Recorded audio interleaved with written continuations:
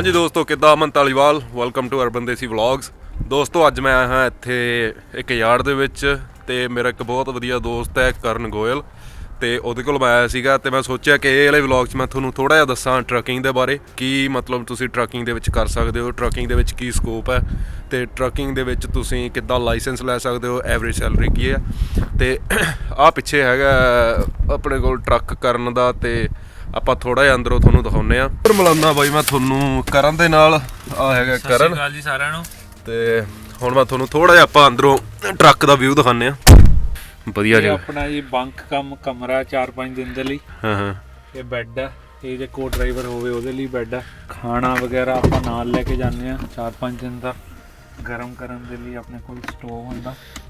ਆ ਬਾਈ ਨੇ ਸਟੋਵ ਰੱਖਿਆ ਹੋਇਆ ਇੱਧਰ, ਤੇ ਪ੍ਰੋਪੇਨ ਤੇ ਚੱਲਦਾ।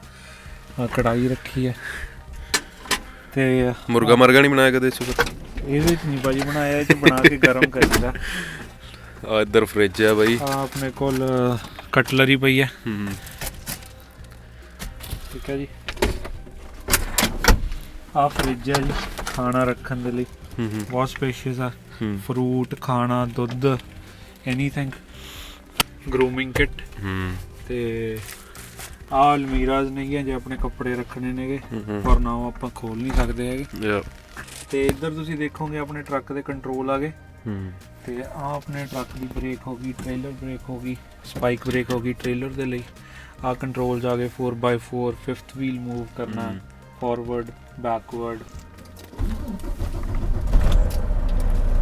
ਆ ਬ੍ਰੇਕ ਨੂੰ ਆਪਾਂ ਅੰਦਰ ਕਰ ਦਾਂਗੇ, ਚਲੇਗਾ। ਤੇ ਇੱਧਰ ਲਾਈਟਾਂ ਹੁੰਦੀਆਂ ਨੇਗੀਆਂ ਆਪਣੀਆਂ।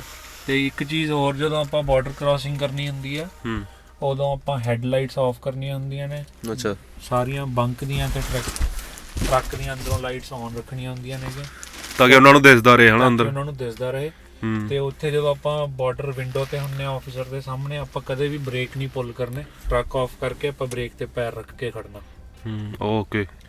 ਤੇ ਹੁਣ ਉਸ ਤੋਂ ਬਾਅਦ ਆ ਆਪਣੀ ਸਨਰੂਫ ਆ ਗਈ ਜੀ। ਆ ਸਨਰੂਫ ਹੈ ਬਈ ਇੱਧਰ। ਤੇ ਜਦੋਂ ਡਰਾਈਵਰ ਦਾ ਆਰਾਮ ਕਰਨ ਦਾ ਟਾਈਮ ਆ, ਰਾਤ ਨੂੰ ਆਪਾਂ ਸੌਣਾ, ਤਾਂ ਆਹ ਕਰਟਨਸ ਨੇ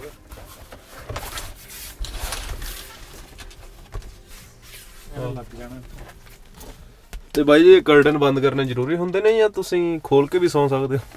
ਖੋਲ ਕੇ ਭਾਜੀ ਸੌਂ ਸਕਦੇ ਆ, ਪਰ ਫਿਰ ਲਾਈਟਾਂ ਆਉਂਦੀਆਂ ਨੇਗੀਆਂ ਬਾਹਰੋਂ। ਅੱਛਾ ਅੱਛਾ। ਤਾਂ ਇਹ ਬਿਲਕੁਲ ਹੀ ਮਤਲਬ ਡਾਰਕ ਹੋ ਜਾਂਦਾ ਆਪਣਾ ਕਮਰਾ। ਤੇ ਫਿਰ ਨੀਂਦ ਵਧੀਆ ਆਉਂਦੀ ਹੈ। ਓਕੇ ਓਕੇ ਓਕੇ ਓਕੇ, ਨੀਂਦ ਵਧੀਆ ਆਉਂਦੀ ਆ ਬਈ। ਹੈ ਆ ਦੇਖੋ ਬਾਈ, ਦੋ ਬੈੱਡ ਲੱਗੇ ਹੋਏ ਨੇ ਇੱਧਰ, ਜਿਵੇਂ ਤੁਹਾਨੂੰ ਪਹਿਲਾਂ ਦਿਖਾਇਆ। ਤੇ ਇਹ ਸੀਗਾ ਬਾਈ ਆਪਣੇ ਅੰਦਰ ਟਰੱਕ ਦਾ ਵਿਊ। ਇੱਧਰ ਆਪਣੀ ਗੱਡੀ ਖੜੀ ਆ, ਇੱਧਰ ਹੋਰ ਟਰੱਕ ਲੱਗੇ ਹੋਏ ਨੇ।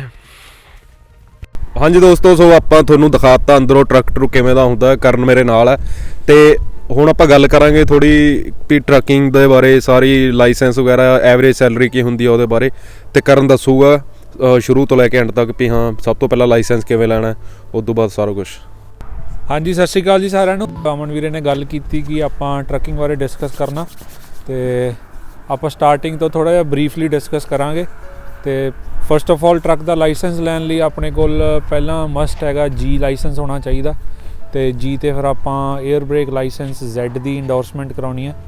ਤੇ Z ਲੈਣ ਤੋਂ ਬਾਅਦ ਫਿਰ ਅਕੋਰਡਿੰਗ ਟੂ ਨਿਊ ਰੂਲਸ ਆਪਾਂ ਨੂੰ 1-1.5 ਮਹੀਨੇ ਦਾ ਸਕੂਲ ਜੁਆਇਨ ਕਰਨਾ ਪੈਂਦਾ, ਬੀਟ ਇਨ ਅ ਕਾਲਜ ਜਾਂ ਫਿਰ ਆਪਾਂ ਕਿਸੇ private school, truck training schools ਦੇ ਵਿੱਚ ਵੀ ਆਪਾਂ ਕਲਾਸਿਸ ਲੈ ਸਕਦੇ ਹਾਂ। ਇਹਨਾਂ ਦਾ ਸਕੂਲਸ ਦਾ ਖਰਚਾ ਜਿਹੜਾ ਕਾਲਜਿਸ ਅਤੇ ਪ੍ਰਾਈਵੇਟ ਸਕੂਲਸ ਦਾ ਡਿਫਰ ਹੁੰਦਾ। ਇਟ ਕੈਨ ਵੇਰੀ ਫਰੋਮ 6 ਤੋਂ 10,000 ਦੇ ਵਿੱਚ ਕੈਨੇਡੀਅਨ ਡਾਲਰਸ। ਅਤੇ ਉਸ ਤੋਂ ਬਾਅਦ ਜਿਹੜਾ ਸਕੂਲ ਆ ਉਹਨਾਂ ਨੇ ਹੀ ਤੁਹਾਡਾ ਲਾਇਸੈਂਸ ਟੈਸਟ ਬੁੱਕ ਕਰਨਾ ਹੁੰਦਾ, ਅਤੇ ਤੁਸੀਂ ਪਾਸ ਕਰਦੇ ਹੋ ਵੈਰੀ ਵੈਲ ਐਂਡ ਗੁੱਡ। ਅਤੇ ਉਸ ਤੋਂ ਬਾਅਦ ਫਿਰ ਜੇ ਤੁਸੀਂ ਕਾਲਜਿਸ ਵਗੈਰਾ ਤੋਂ ਕਰਦੇ ਹੋ ਤਾਂ ਕੰਪਨੀਜ਼ ਤੁਹਾਡੀ ਕੈਂਪਸ ਪਲੇਸਮੈਂਟਸ, ਰਿਕਰੂਟਮੈਂਟਸ ਕਰਦੀਆਂ ਨੇ। ਅਤੇ ਜੇ ਤੁਸੀਂ ਪ੍ਰਾਈਵੇਟ ਸਕੂਲਸ ਤੋਂ ਕਰਦੇ ਹੋ ਤੁਹਾਨੂੰ ਆਪ ਕੰਪਨੀਜ਼ ਦੇ ਕੋਲ ਜਾਣਾ ਪੈਂਦਾ। ਅਤੇ ones you are on the road, ਅਤੇ ਜੇ ਤੁਸੀਂ ਲੌਂਗ ਹੌਲਿੰਗ ਚੂਜ਼ ਕਰਦੇ ਹੋ, ਸੇ you are going cross border, ਅਤੇ ਫਿਰ ਤੁਹਾਨੂੰ ਲਾਈਕ ਜਿਹੜੀ ਤੁਹਾਡੀ ਮੰਥਲੀ ਸੈਲਰੀ ਹੈ ਉਹ ਤੁਸੀਂ you can make somewhere around 6 to 8 ਤੇ ਜੇ ਤੁਸੀਂ ਲੋਕਲ ਚੂਜ਼ ਕਰਦੇ ਹੋ ਤਾਂ ਫਿਰ ਤੁਸੀਂ ਉਹ 5 to 7 ਦੇ ਵਿੱਚ ਵੇਰੀ ਕਰਦੀ ਹੈ। ਦੋਨਾਂ ਚੀਜ਼ਾਂ ਦੇ ਅਲੱਗ-ਅਲੱਗ ਬੈਨੀਫਿਟਸ ਤੇ ਕੌਨਸ ਨੇਗੇ। ਜਿਹੜੇ ਬੈਨੀਫਿਟਸ ਲੌਂਗ ਹਾਲ ਦੇ ਹੈਗੇ ਨੇ ਕਿ ਤੁਸੀਂ ਵੈਲ ਵਰਸਡ ਹੋ ਜਾਂਦੇ ਹੋ ਰੋਡਸ 'ਤੇ ਅਤੇ ਤੁਹਾਨੂੰ ਬਾਰਡਰ ਕ੍ਰੋਸਿੰਗ ਜਾਂ ਫਿਰ get used to American culture ਜਾਂ ਫਿਰ ਵੱਡੀਆਂ ਕੰਪਨੀਜ਼ ਦੇ ਵਿੱਚ ਤੁਹਾਨੂੰ ਜਾਣ ਦਾ ਪਤਾ ਲੱਗ ਜਾਂਦਾ। ਅਤੇ ਲੋਕਲ ਦੇ ਬੈਨੀਫਿਟਸ ਹੈਗੇ ਨੇਗੇ ਕਿ ਤੁਸੀਂ ਹਰ ਰੋਜ਼ ਸ਼ਾਮ ਨੂੰ ਘਰ ਆ ਜਾਂਦੇ ਹੋ। ਸੋ ਇਹ ਸੀ ਬਾਈ ਕਿ ਤੁਸੀਂ ਕਿਵੇਂ ਆਪਣਾ ਲਾਇਸੈਂਸ ਲੈ ਸਕਦੇ ਹੋ। ਵੀ ਜਿਵੇਂ ਕਰਨ ਨੇ ਦੱਸਿਆ ਕਿ ਇੱਥੇ ਦੋ ਚੀਜ਼ਾਂ ਹੁੰਦੀਆਂ ਨੇ, ਜਾਂ ਤਾਂ ਤੁਸੀਂ ਕਾਲਜ 'ਚ ਜਾ ਕੇ ਆਪਣਾ ਪੂਰਾ ਪ੍ਰੋਪਰ ਕੋਰਸ ਕਰੋ, ਠੀਕ ਆ, ਉੱਥੇ ਤੁਸੀਂ ਜਾ ਕੇ ਆਪਣਾ ਲੈ ਸਕਦੇ ਹੋ ਆਪਣਾ ਲਾਇਸੈਂਸ, ਜਾਂ ਫਿਰ ਬਾਹਰ ਪ੍ਰਾਈਵੇਟ ਜਿਵੇਂ ਇੰਸਟੀਟਿਊਟਸ ਹੁੰਦੇ ਨੇ ਤੁਸੀਂ ਉਹਨਾਂ ਕੋਲ ਜਾ ਕੇ ਵੀ ਆਪਣਾ ਲਾਇਸੈਂਸ ਲੈ ਸਕਦੇ ਹੋ। ਅਤੇ ਖਰਚਾ ਜਿਹੜਾ ਹੈ ਇਹਦਾ ਅਰਾਊਂਡ 6 ਤੋਂ 10,000 ਡਾਲਰ ਖਰਚਾ ਹੈ, ਠੀਕ ਹੈ। ਅੱਡ ਮਤਲਬ ਕਈਆਂ ਦੇ ਆਪਣੇ ਰੇਟ ਹੁੰਦੇ ਨੇ ਜੇ ਬਾਹਰੋਂ ਪ੍ਰਾਈਵੇਟ ਤੋਂ ਕਰੋਗੇ, ਅਤੇ ਕਾਲਜ 'ਚ ਕਰੋਗੇ ਥੋੜ੍ਹਾ ਜਿਹਾ ਮਹਿੰਗਾ ਹੁੰਦਾ। ਅਤੇ ਆਪਣੇ ਆਪਣੇ ਫਾਇਦੇ ਨੇ ਬਾਈ। ਸੋ ਤੁਸੀਂ ਕਾਲਜ ਤੋਂ ਕਰ ਸਕਦੇ ਹੋ, ਬਾਹਰੋਂ ਕਰ ਸਕਦੇ ਹੋ, ਅਤੇ ਐਵਰੇਜ ਸੈਲਰੀ ਵੀ ਤੁਹਾਨੂੰ ਦੱਸੀ ਹੈ।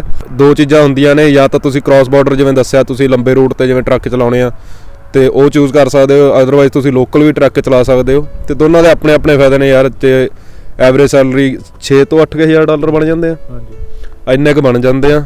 ਕੋਈ ਸਟੂਡੈਂਟ ਜੇ ਕਿਸੇ ਨੇ ਆਉਣਾ, ਸਟੂਡੈਂਟ ਟਰੱਕ ਚਲਾ ਸਕਦਾ ਇੱਥੇ?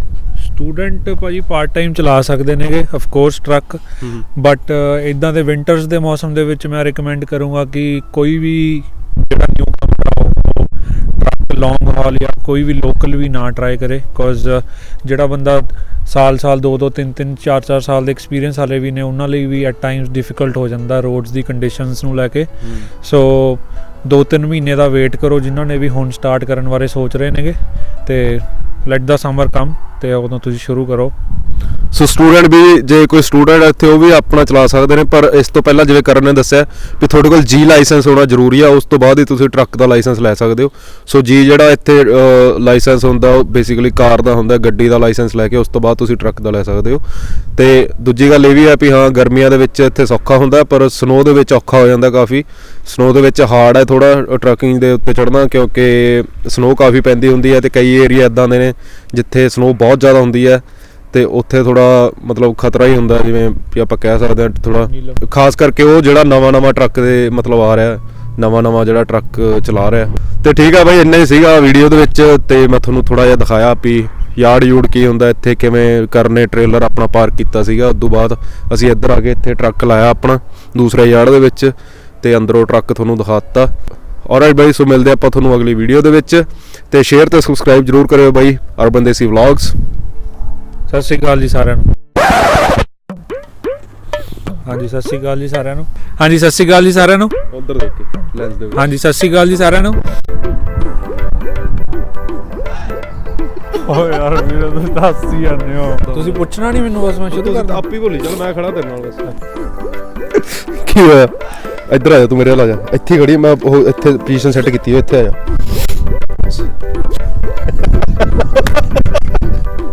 ਲੱਗਿਆ ਸੱਪ ਦੀ ਗੱਲ ਜਾ। ਨਹੀਂ ਚੱਲ ਹੋ ਗਿਆ।